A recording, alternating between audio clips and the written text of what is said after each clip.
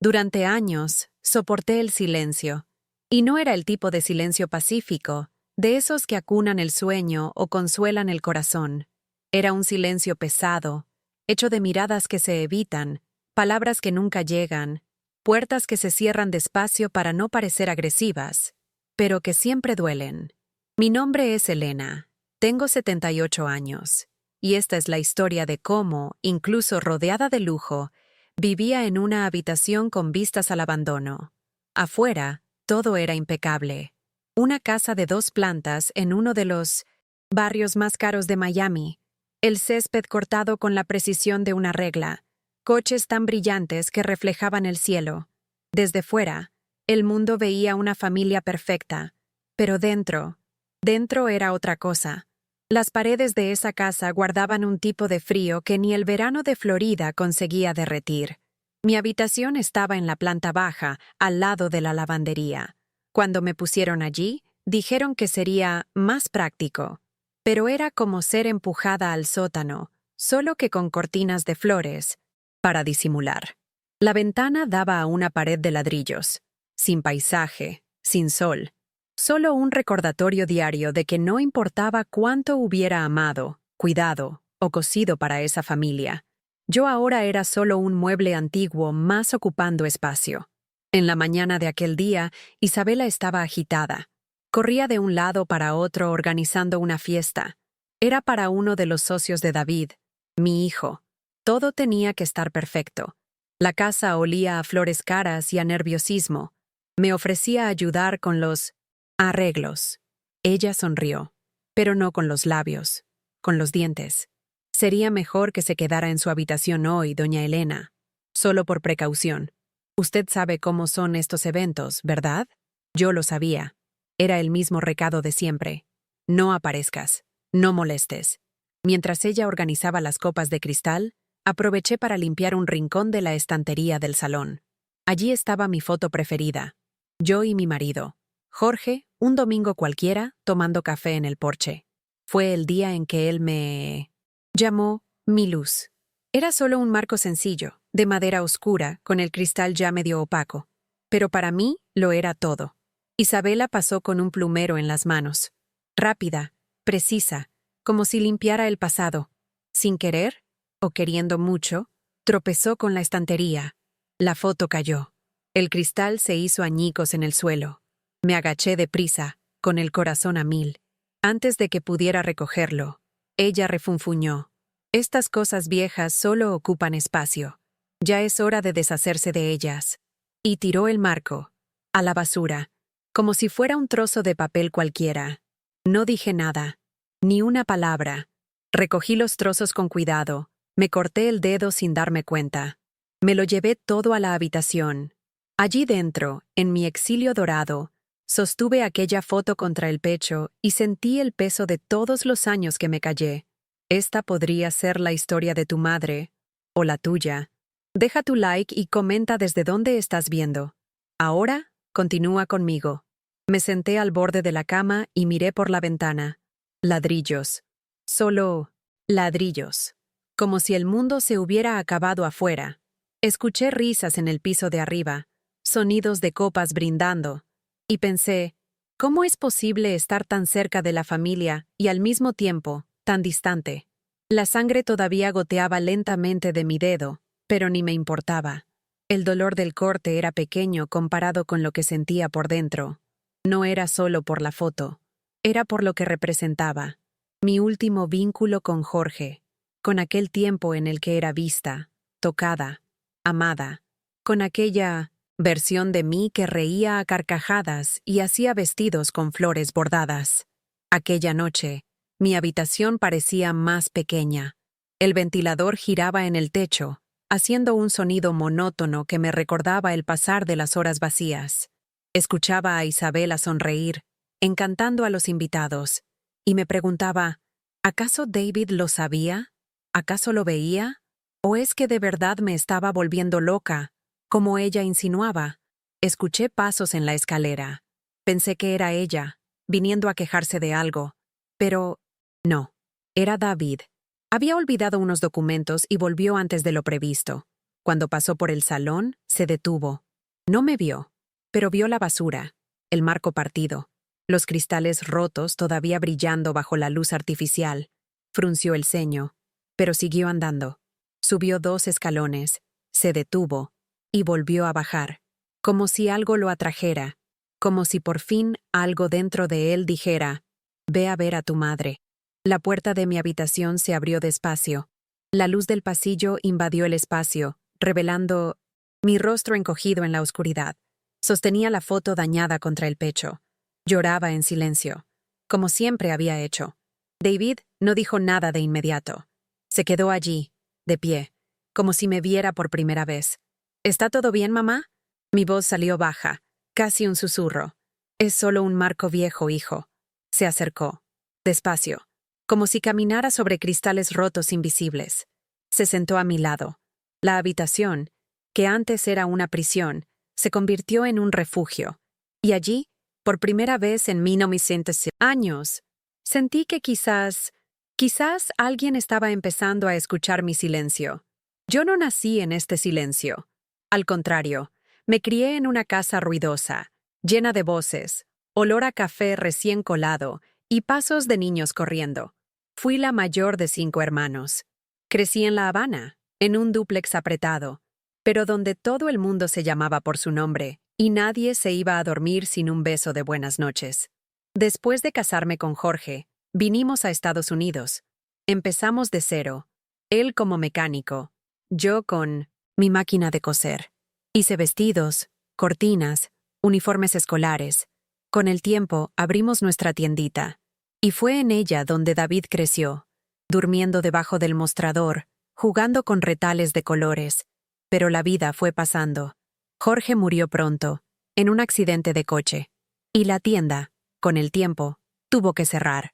David fue a estudiar administración, se graduó con honores, se casó con Isabela, y poco a poco, mi presencia se fue haciendo demasiado pequeña para el mundo grandioso que él estaba construyendo. Lo entiendo. De verdad, no es fácil mezclar pasado y futuro en la misma casa. Solo que hay una diferencia entre adaptarse y ser borrada. Cuando me mudé aquí, fue con la promesa de que sería temporal. Solo hasta que se recupere de la cirugía, dijeron. Eso fue hace 4 años. Desde entonces, nunca más hablaron de ayudarme a volver a tener mi espacio. Mi habitación se convirtió en mi mundo.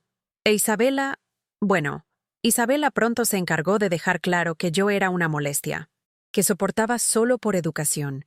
Al principio me llamaba para almorzar en la mesa con ellos, pero siempre con miradas de impaciencia, como quien cuenta los minutos para que termine la conversación. Luego vinieron las bromas. «Ya ha contado esa historia 1000 veces, doña Elena». O «Nadie usa ya esas palabras antiguas». Poco a poco, fui aprendiendo a quedarme callada, a solo observar. Hubo un día en que mi amiga Carmencita quiso visitarme. Era una señora dulce, de la iglesia. Le dije que sí, que me alegraría mucho. Pero cuando Isabela se enteró, dijo que la casa estaba en obras y que no era el mejor momento.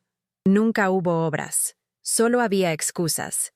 Y entonces llegaron las pequeñas humillaciones, escondidas en gestos, en la forma en que movía mi vaso de sitio cuando lo dejaba en el salón, o cómo suspiraba cuando le preguntaba si podía encender la televisión para ver el telediario.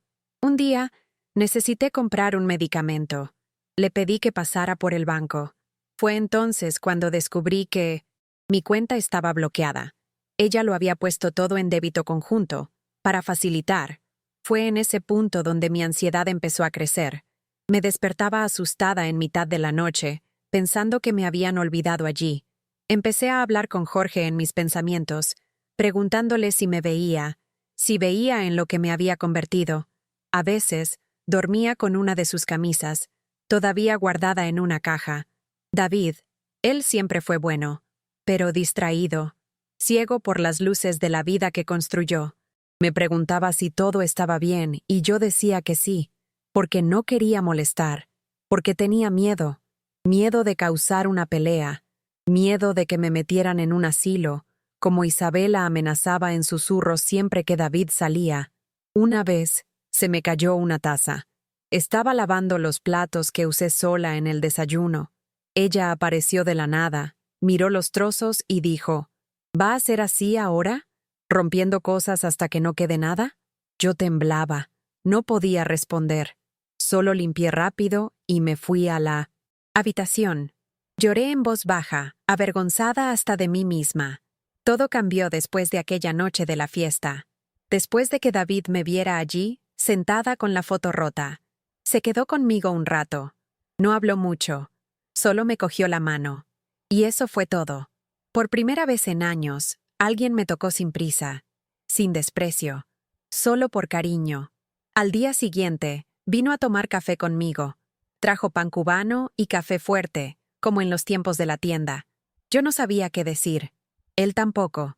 Solo nos quedamos allí, compartiendo silencios que, esta vez, no dolían. Pero Isabela se dio cuenta. Y no le gustó. Empezó a ignorarme con más fuerza. Empezó a cerrar con llave el armario donde guardaba la despensa. Decía que era por seguridad. Empezó a comprobar si David de verdad iba a mi habitación. Una vez, hasta soltó una indirecta. Es curioso cómo las viejas saben manipular. David intentaba equilibrarlo todo. Pero yo veía en sus ojos. Algo estaba cambiando. Empezó a hacer preguntas más directas. ¿Está feliz aquí, mamá? ¿Quiere contarme algo? Y yo dudaba, porque todavía sentía que cualquier palabra podía convertirse en un arma. Un domingo, me propuso llevarme al parque. Dijo que quería hablar. Isabela apareció con un dolor de estómago repentino. David canceló la salida. Al día siguiente, ella estaba radiante de nuevo. Era todo tan estratégico, tan cruel. Pero entonces llegó el gesto inesperado. Compró un kit de cámaras de seguridad. Dijo que era para mi protección. Instaló una en la habitación. Y sentí miedo. Miedo de que él estuviera intentando controlarme también. Pero él dijo, es solo para garantizar que usted esté segura cuando yo no esté en casa. Nada más. Y fue por esa cámara que la verdad, por fin, encontró una grieta. Una tarde, mientras yo doblaba algo de ropa, Isabela entró furiosa. Empezó a gritar en voz baja, con aquella voz cortante. ¿Crees que me vas a hacer pasar por la mala? Venga, llora a tu hijito. A ver a quién elige cuando yo amenace con irme. Y entonces, la frase que me mató por dentro. ¿Quieres drama? Vas a acabar en el peor asilo de la ciudad, uno donde ni las ratas entran. No lloré, ni me defendí. Simplemente la miré. Y en esa mirada, creo que ella vio que algo se había roto para siempre. No en mí, sino en el control que ella creía tener. David lo vio todo en el móvil, mientras trabajaba, y en ese mismo instante, el silencio que me asfixiaba empezó a desmoronarse. David salió del trabajo sin avisar a nadie. Su rostro, capturado por una cámara de seguridad de la oficina, mostraba algo que nunca había visto antes. Furia contenida, decepción cruda.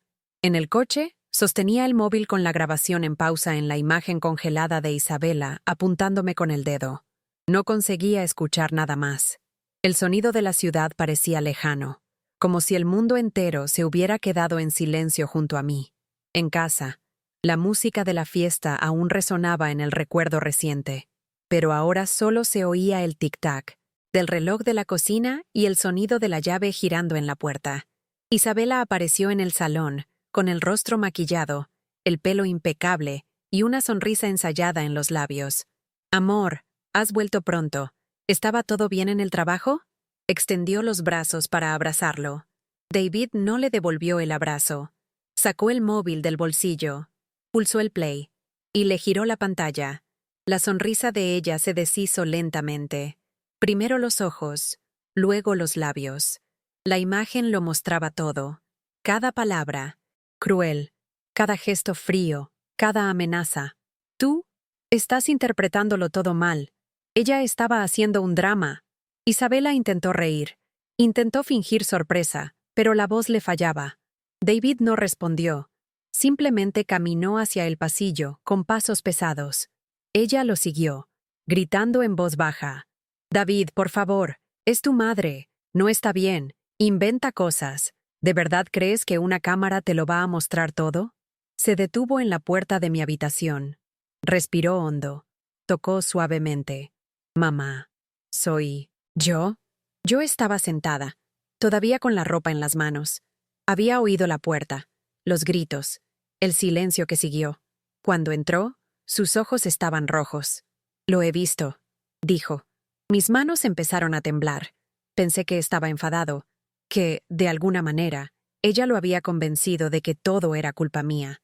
Pero entonces, se arrodilló frente a mí, me cogió las manos. Perdóname por todo, por no haber visto, por no haber escuchado, por haberte dejado vivir así, dentro de esta prisión. Me hizo un nudo en la garganta. Intenté hablar, pero solo pude soltar un suspiro. El dolor de tantos años se derramaba en silencio. Mis ojos se llenaron de agua. No sabía si lloraba de alivio, de miedo o de cansancio. Me abrazó. Un abrazo fuerte, lleno de culpa y amor mezclados. Por primera vez desde que Jorge se fue, sentí que alguien me veía de verdad, que todavía era madre, que todavía era alguien. Isabela gritó en el pasillo, ¿de verdad la vas a elegir a ella? ¿Vas a tirarlo todo por la borda por una vieja mentirosa? David se levantó, todavía con el móvil en la mano. Recoge tus cosas. Tienes hasta mañana para irte de esta casa. Ella intentó acercarse. ¿Me vas a echar por una grabación? ¿Por ella? Él no gritó. Solo habló con firmeza. No es por ella, es por mí, porque me he cansado de vivir ciego, porque he mirado a mi madre hoy, y he visto todo el dolor que he dejado que se acumulara en ella. Isabela no respondió. Se dio la vuelta y se fue a su habitación, dando un portazo. David volvió hacia mí. Me miró con cariño. A partir de ahora, todo va a cambiar. Me ayudó a levantarme. Me llevó a la cocina. Preparó un té, como lo hacía Jorge, con miel y limón. Con cada gesto, reconstruía un pedazo de mí que había sido borrado. ¿Te está gustando esta historia? Deja un like y suscríbete al canal. Ahora continuamos con el vídeo. En los días siguientes, la casa se convirtió en un campo de silencio. Isabela se fue sin mirar atrás. Lo dejó todo: joyas, ropa cara, perfumes. Pero también dejó un vacío, no de ausencia sino de paz. David empezó a redecorar mi habitación.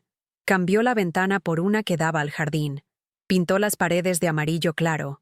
Compró un sillón cómodo. Aquí usted va a coser de nuevo, dijo. Temblaba al tocar los hilos. Pero, al mismo tiempo, sentía como si estuviera volviendo a casa. Canceló sus viajes de trabajo. Empezó a cocinar conmigo. A escuchar mis historias, aunque fueran repetidas. A preguntar por Jorge, por La Habana, por mi juventud. Una tarde, trajo una caja. Dentro, estaban todas las fotos antiguas que yo pensaba que se habían tirado. Las encontró guardadas en un armario, cubiertas por bolsas de plástico. Quiero que me cuente quién es quién. Quiero conocer su historia, mamá. Empecé con una foto en blanco y negro, de mi boda. Aquí fue cuando me llamó mi luz. Y entonces, lloramos juntos. Lloramos por todo lo que se perdió, por todo lo que se cayó, por todo lo que aún podía ser reconstruido. Los cambios comenzaron despacio. Primero, el olor de la casa. Antes, era solo perfume fuerte y cera para muebles. Ahora, olía a pan saliendo del horno, a café fresco, a jabón de coco en el tendedero. La vida, que antes parecía enjaulada en un palacio sin alma, comenzó a respirar. David se empeñó en reformar mi habitación por completo. Cambió el papel pintado por un tono cálido de melocotón. Puso cortinas de lino blanco y una estantería donde organizamos mis ovillos y telas. Ahora es la habitación más bonita de la casa, mamá, decía. Y lo era. Cada mañana, bajaba a tomar café conmigo. A veces, traía un pan dulce de la panadería. Otras veces lo hacía él mismo. Nos sentábamos a la mesa de la cocina, aquella misma donde antes comía sola, y conversábamos como dos viejos amigos reencontrando el tiempo. Una noche me preguntó, ¿le gustaría enseñar a coser de nuevo? A otras señoras, quizás viudas, como usted cuando llegó aquí. Mis ojos brillaron. Era como si, después de tanto tiempo, alguien me pidiera que existiera de nuevo. Empezamos con un grupo pequeño, 2 vecinas y una amiga de la iglesia. Se sentaban conmigo en el porche trasero, donde colgamos una hamaca. Mientras cosíamos, hablábamos de la vida, de los hijos, de las añoranzas que todavía duelen incluso después de años. Reíamos, llorábamos y nos sentíamos vivas.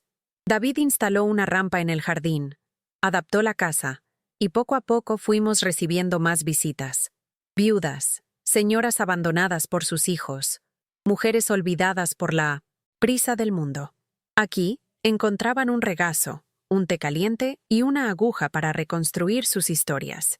Con el dinero de la venta de los bienes que Isabela dejó, David creó la Fundación Luz de Costura, un proyecto que acoge a mujeres mayores en situación de abandono emocional.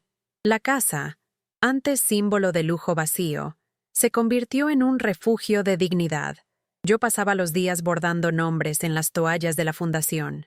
Cada nombre era una historia rescatada.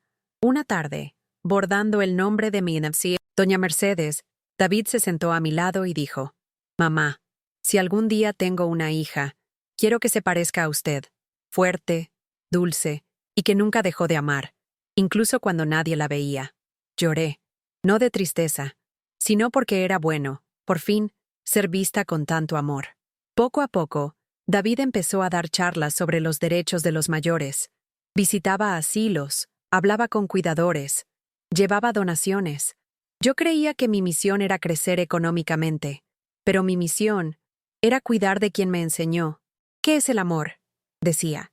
Las señoras que venían a nosotros traían historias parecidas, hijos que desaparecieron, nietos que las olvidaron. Aquí, reencontraban la fe en el ser humano. Y yo me reencontré a mí misma. A veces, todavía me sorprendo mirando la pared donde antes solo veía ladrillos. Ahora, hay un jardín. David plantó rosas amarillas, las preferidas de Jorge. Cada mañana, hablo con él en mis pensamientos. Le cuento cómo David ha cambiado, cómo nuestro hogar está lleno de vida. Un final. De tarde, una de las señoras me preguntó: «Elena, ¿qué te dio fuerzas para continuar, incluso en silencio durante tanto tiempo?» Lo pensé, y respondí: «El amor nunca muere. Puede ser enterrado por gritos, por abandono, por desprecio, pero resiste, como una raíz silenciosa esperando la lluvia. Esta casa ahora es un hogar, no solo mío, sino de muchas. Hay risas, sonidos de máquinas de coser, pasos de gente entrando y saliendo, y sobre todo, hay respeto, porque quien ya ha sido borrada, entiende el valor de cada luz encendida». En mi 81 cumpleaños, David me preparó una sorpresa. Un mural con fotos de todas las mujeres que han pasado por aquí. En el centro, un marco nuevo, con la misma foto mía y de Jorge, ahora restaurada. Debajo, escribió: «Para la mujer que cosió el amor en el silencio y enseñó al mundo a escuchar. Fue el mejor regalo de mi vida. ¿Alguna vez han hecho un gesto de bondad que haya cambiado una vida? Dejen un corazón si creen que el amor es más poderoso que cualquier riqueza». Suscríbanse para más historias de segundas oportunidades. Comenten: «El amor no tiene precio», si ustedes también creen en la bondad humana. Pasaron 3 años. Hoy, la casa parece otra. Las paredes están repletas de cuadros hechos por las señoras que han pasado por aquí. Son retratos, bordados, recuerdos. Cada objeto carga una historia, un rescate.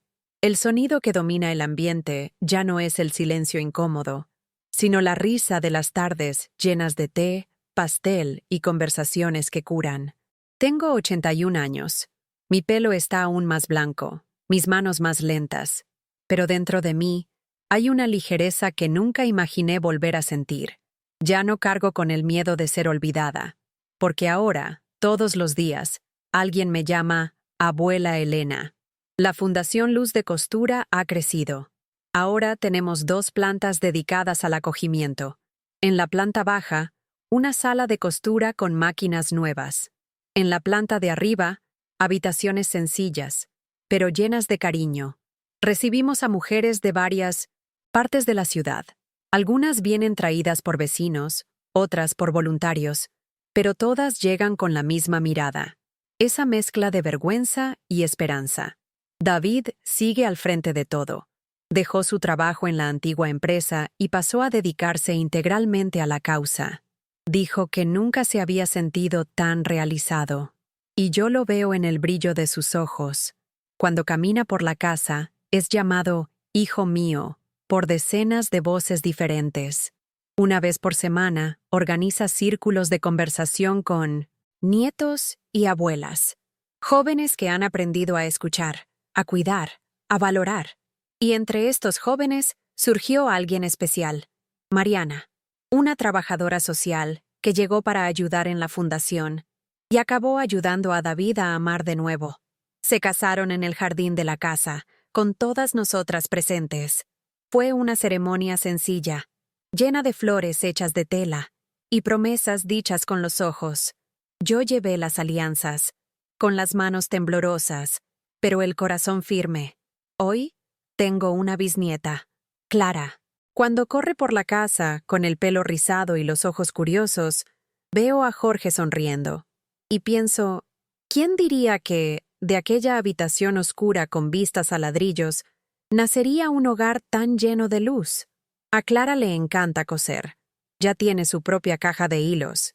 Y siempre que termina un bordado, corre hacia mí diciendo, «Mira, abuela, lo hice igual que tú».